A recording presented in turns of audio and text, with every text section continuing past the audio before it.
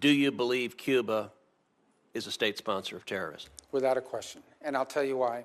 Number one, the FARC, which is, elements of the FARC and the ELN for that matter in Colombia. These are narco-terrorist organizations and have been. They started out as ideological organizations and now figured out they're Marxists, but they want to make money selling cocaine. So they've done that. They have had the full support of the Cuban regime throughout their entire existence.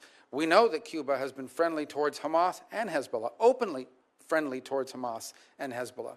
We know as well that the Cuban regime, for example, hosts not one but two countries' espionage stations within their national territory, 90 miles from the shores of the United States, and that provide valuable insights and cooperate with these elements. We know that they have strong ties to Iran as well, and the terrorist elements associated with them. And we know for a fact that there are fugitives of American justice, including cop killers and others who are actively hosted in Cuba and protected from the long arm of American justice by the Cuban regime. So there is zero doubt in my mind that they meet all the qualifications for being a state sponsor of terrorism.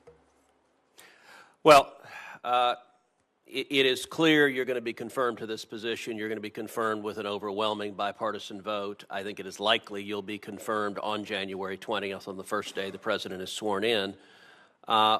When you are confirmed, I think it is also likely, I hope on that very first day, you will reverse that determination. You may not feel prepared to make that commitment now, but is there anything you want to say on that?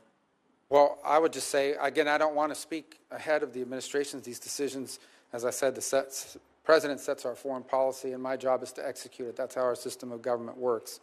I would just remind anyone on this recent deal with Cuba that just happened over the last 12 hours, nothing that was agreed to is irreversible or binding on the new administration.